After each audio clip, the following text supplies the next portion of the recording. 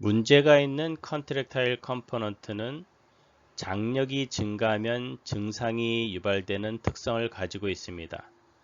컨트랙타일 컴포넌트가 장력이 증가하는 방법에는 스스로 수축해서 액티브 장력이 증가하는 경우와 외력에 의해서 당겨져 패시브 장력이 증가하는 두 가지 경우로 나눌 수 있습니다. 그래프의 수평축은 근육의 길이, 즉 관절 가동 범위를 의미하는 반면 수직축은 근육에서 발휘되는 장력입니다. 액티브 텐션은 중간 영역, 미들 레인지에서 가장 큰 장력이 발생하는 반면 패시브 텐션은 근육의 길이가 가장 길어졌을 때, 즉 관절 가동 범위의 마지막 범위에서 패시브 장력의 크기가 가장 커지는 것을 볼 수 있습니다. 문제가 있는 컨트랙타일 컴포넌트, 즉 문제가 있는 근육은 장력이 증가하면 증상이 유발된다고 했습니다. 증상이 유발되는 기준이 되는 장력을 파란색 실선으로 표시했다라고 가정하면 파란색 실선 이상으로 장력이 증가하면 증상이 발휘되게 될 것입니다. 따라서 액티브 장력은 중간 영역에서 가장 커지고 중간 영역이 있을 때 액티브 장력 증가로 인해서 증상이 발휘될 수 있고, 상대적으로 패시브 장력은 관절 가동 범위의 끝 범위, 근육이 가장 길어졌을 때 장력이 증가하고 파란색 실선 이상으로 장력이 증가하면 역시 패시브 장력 증가에 의해서 증상이 발휘되게 될 것입니다. 따라서 액티브 장력은 중간 영역의 증상을 유발시키는 반면 패시브 장력은 관절 가동 범위의 끝범위, 근육이 가장 늘어난 범위에서 증상이 유발되는 특성을 보인다는 것입니다.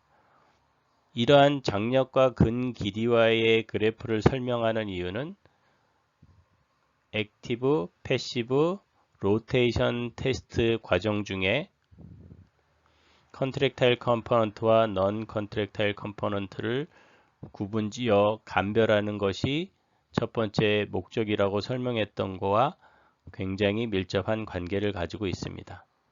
장력이 액티브 장력이 증가하는 위치와 패시브 장력이 증가하는 위치를 잘 숙지하고 추후에 진행되는 설명을 통해서 이해하는 데 도움이 될 수 있도록 하여야 할 것 같습니다.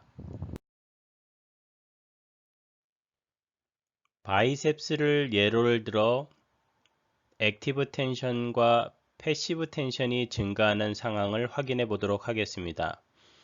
먼저 바이셉스가 수축하여 엘보 조인트를 굴곡하는 경우 바이셉스 수축력에 의해서 능동 장력이 증가하게 됩니다.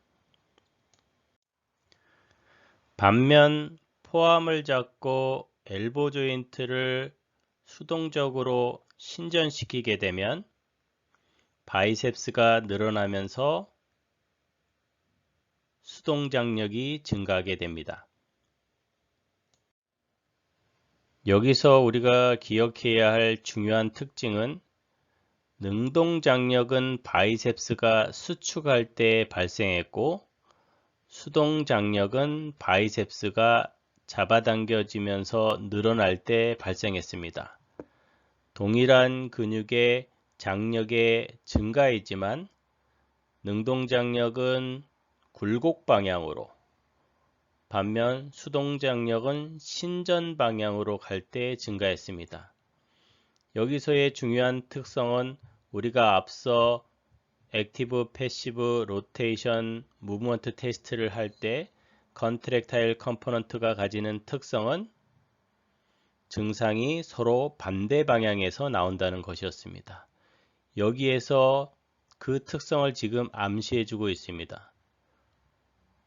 따라서 액티브 장력은 굴곡할 때 발생해서 증상이 유발될 것이고 패시브 장력은 신전할 때 증가해서 증상이 유발되게 되기 때문에 컨트랙타일 컴포넌트는 서로 반대 방향으로 증상이 유발되는 특성을 보이게 됩니다. 즉 컨트랙타일 컴포넌트에 문제가 있을 때는 액티브와 패시브가 서로 반대 방향에서 증상이 유발된다는 뜻입니다. 컨트랙타일 컴포넌트가 볼런터리 컨트랙션을 통해서 발휘하는 액티브 텐션은 머슬 랭스, 즉 관절 각도에 따라서 달라질 수 있습니다. 주로 중간 영역에서 가장 큰 힘을 발휘하게 되는데 여기에는 생리학적 이유와 역학적인 이유가 있습니다. 먼저 생리학적 이유는 액틴과 마이오신이 크로스 브릿지를 형성해서 액티브 텐션이 발휘되게 되는데 따라서 액틴과 마이오신이 크로스 브릿지를 많이 형성하면 형성할수록 액티브 텐션이 증가하게 됩니다. 머슬이 중간 영역에 있을 때 액틴과 마이오신이 크로스 브릿지를 형성할 수 있는 바인딩 사이트가 가장 이상적으로 형성되는 반면 근육이 짧아진 경우, 즉 관절 각도가 감소한 경우 오버래핑 되는 부위가 생겨서 바인딩 사이트가 줄어들고 발휘할 수 있는 텐션이 감소하게 됩니다. 상대적으로 머슬의 길이가 길어졌을 때도 당겨져서 바인딩 사이트가 감소하고 액티브 텐션을 발휘할 수 있는 크기 역시 감소하게 됩니다. 역학적인 이유는 근육이 수축할 때 발휘되는 근 토크의 차이로 인해서 발생합니다. 근 토크는 근육이 수축할 때 힘 곱하기 관절 중심으로부터 근육이 수축할 때 발휘되는 힘의 작용선까지 수직거리에 의해서 결정이 되고 근육이 수축하면서 발휘하는 힘은 일정하고 상대적으로 관절 중심으로부터 근육의 힘의 작용선까지 수직거리에 차이가 생기게 됩니다. 그림에서 보는 바와 같이 중간 영역일 때 관절 중심으로부터 힘의 작용선까지의 수직거리가 가장 길어지게 되고 수직거리가 길면 길수록 토크 값이 커지기 때문에 중간 영역에서 가장 큰 힘을 발휘합니다. 상대적으로 관절 각도가 감소하면 수직거리가 줄어들고 역시 관절 각도가 증가했을 때도 수직거리는 짧아지게 됩니다. 역학적인 이유든 생리학적 이유든 근육의 액티브 텐션은 미들 레인지에서 가장 크게 발휘되는 것이 특징입니다. 넌 컨트랙타일 컴포넌트의 주 구성 성분은 커넥티브 티슈입니다. 액틴과 마이오신을 함유하고 있지 않은 넌 컨트랙타일 컴포넌트는 액티브 장력을 발휘할 수 없습니다. 오직 텐사일 스트레스에 의한 패시브 장력만이 존재합니다. 즉, 당겨지는 것에 의해서 패시브 장력이 한없이 증가하다가 자기가 가지고 있는 역량 이상으로 당겨지면 파괴되는 것이 특징입니다. 따라서 넌 컨트랙타일 컴포넌트 역시 증상이 유발되는 특정 영역 이상으로 늘어나게 되면은 증상이 발휘되게 될 것입니다. 즉, 오직 수동장력 증가에 의해서만 증상 유발이 된다는 뜻입니다. 이런 점에서 컨트랙타일 컴포넌트와는 차이를 보인다고 할 수 있습니다. 컨트랙타일 컴포넌트는 액티브 텐션과 패시브 텐션에 의해서 증상이 유발되는 반면 넌 컨트랙타일 컴포넌트는 오직 패시브 텐션에 의해서만 증상이 유발되는 것이 특징이라는 것입니다.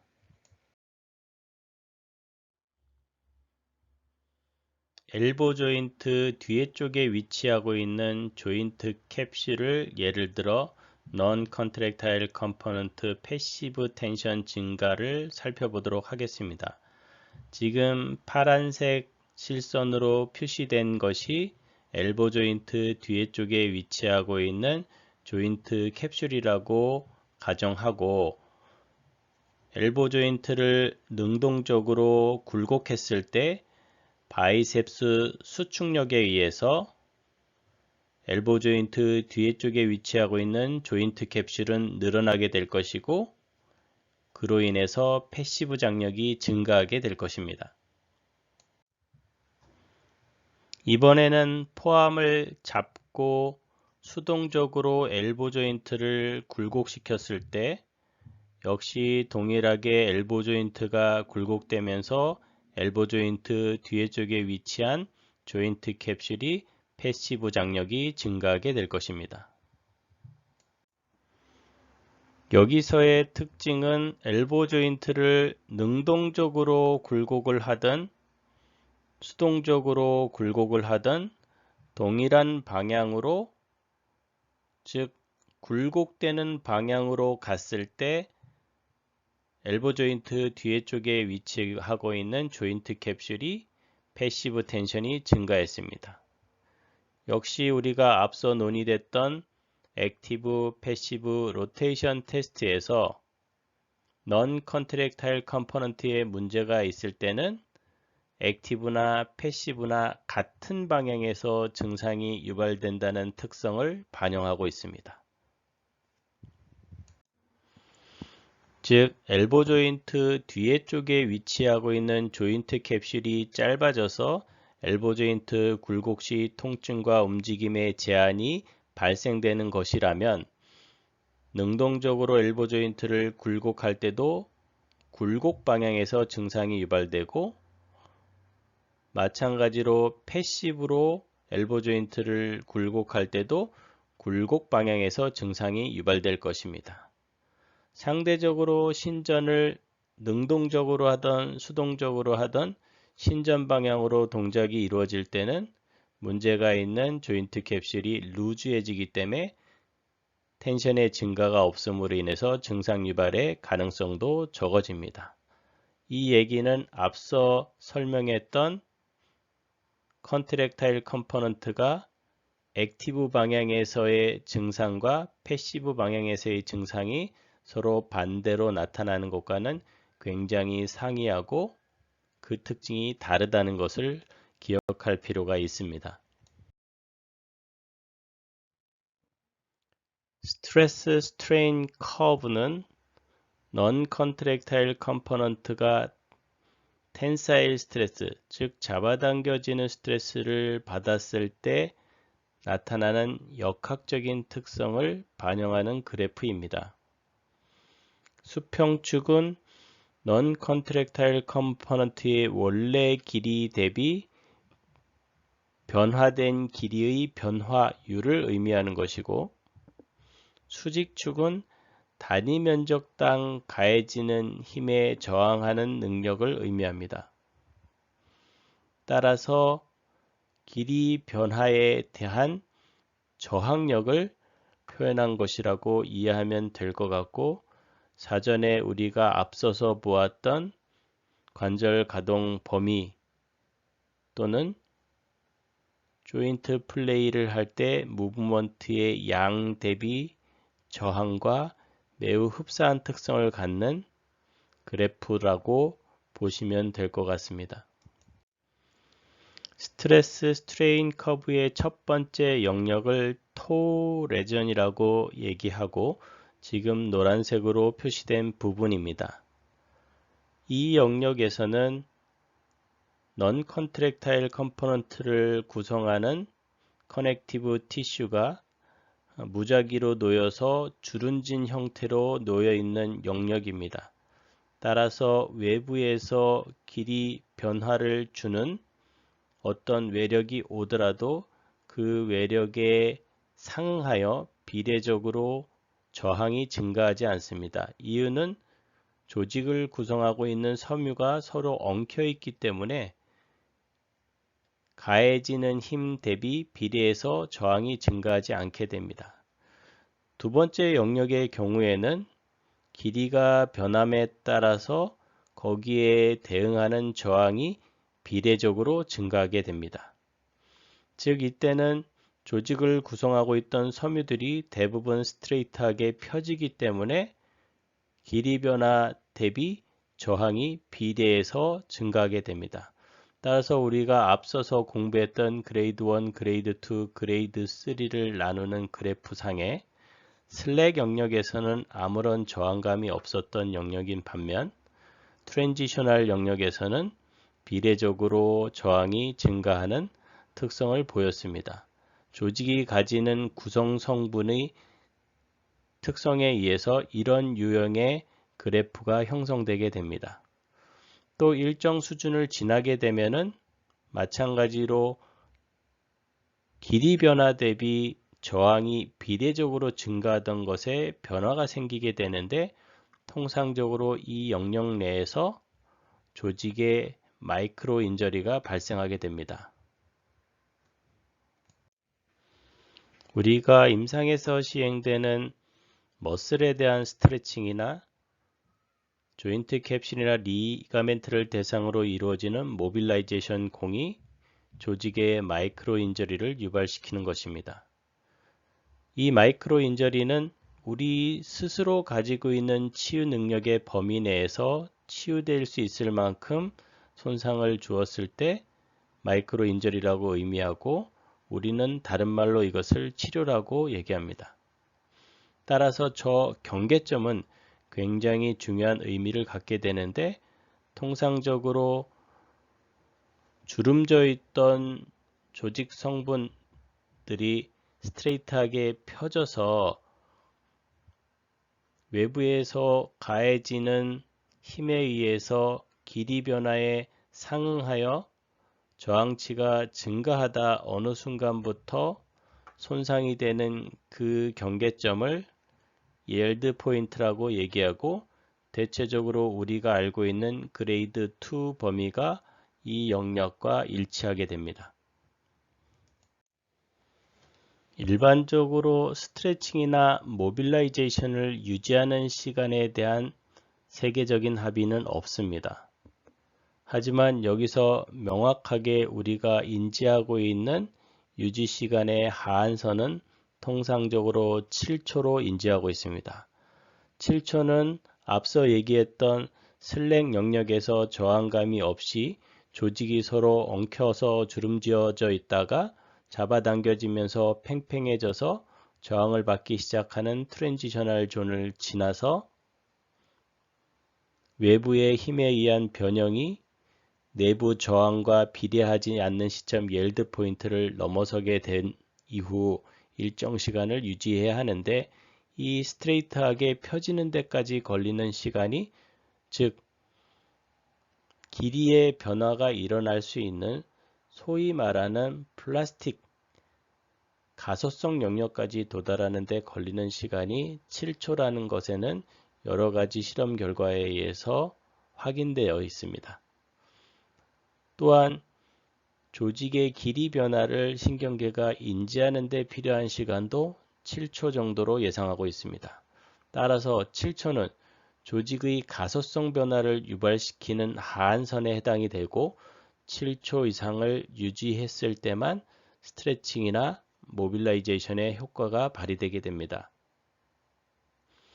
하지만 근육은 엘라스티가 좋은 조직으로서 그 유지 시간이 조인트 캡슐이나 리가멘트보다는 길어야지만 스트레칭 효과가 발휘되는 특성을 갖습니다.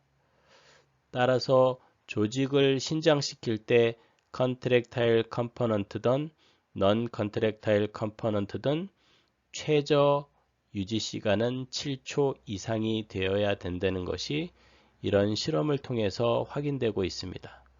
그리고 특히 모빌라이제이션은 그 한계가 되는 범위가 그레이드 2라는 점도 반드시 숙지할 필요가 있습니다.